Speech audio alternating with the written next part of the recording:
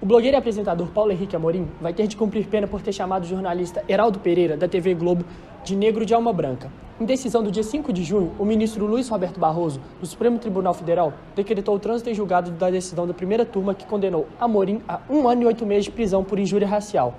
A pena foi convertida em restrição a direitos. A Lei nº 9.459 de 97, introduzindo o dispositivo da injúria racial, criou mais um delito no cenário do racismo, portanto, imprescritível, inafiançável e sujeito à pena de reclusão, apontou Barroso na ocasião.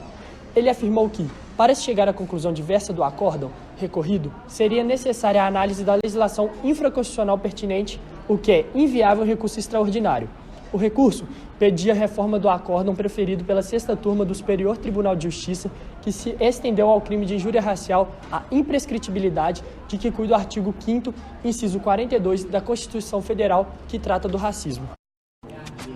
O STJ decidiu que se tornaria imprescritível o crime de injúria racial, com o fundamento de que a questão da imprescritibilidade do delito de injúria racial foi reconhecida pelo tribunal ao entendimento de que esse crime, por também traduzir preconceito de cor, atitude essa que conspira no sentido da segregação, veio a somar-se àqueles outros definidos na Lei 7.716 de 89, cujo rol não é taxativo.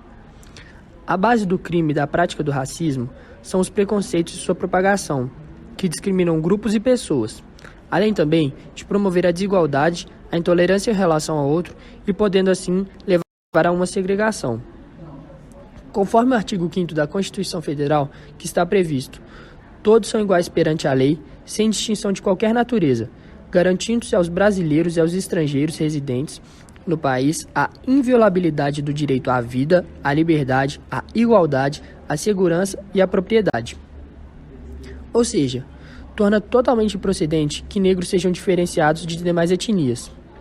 No caso vertente à publicação, que deu origem à ação criminal e que foi considerada ofensiva, foi disponibilizada no dia 5/9/2009, no blog do réu, e a vítima ofereceu representação no dia 17/3/2010, 6 meses e 13 dias após a publicação injuriosa, sendo que esta só chegou ao conhecimento da vítima após o mesmo ter sido alertado por colegas de profissão e nenhuma prova assim foi produzida pela defesa em sentido contrário. Por se tratar de matéria de ordem pública, a prescrição deve ser reconhecida de ofício dos termos do artigo 61 do Código de Processo Penal.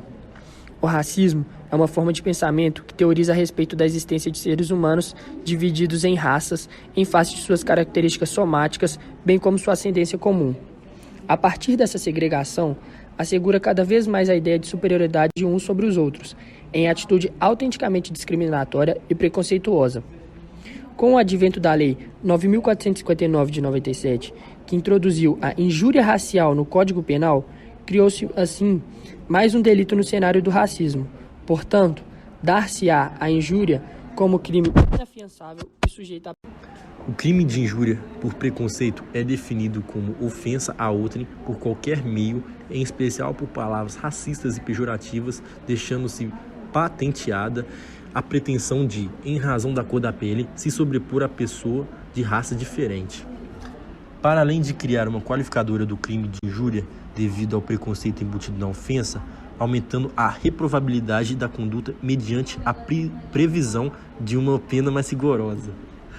Operou o legislador um sistema mais severo para o xingamento preconceituoso, afastando-se o reconhecimento para essa conduta de infração de menor potencial ofensivo, de modo a trazer óbices à concessão de benefícios aos autores do fato que são oferecidos no juizado especial criminal. Assim, inviabiliza-se a transação penal, permitindo-se a prisão em flagrante e não mera lavratura de termo circunstanciado. Por certo, cabe fiança como forma de contracautela à prisão cautelar que for realizada nos termos da lei. A partir da Lei nº 12.083 de 2009, basta a simples representação para que a autoridade policial possa atuar na fase investigatória e o Ministério Público seja legitimado para ajuizar a ação penal pública sem qualquer ônus para o ofendido.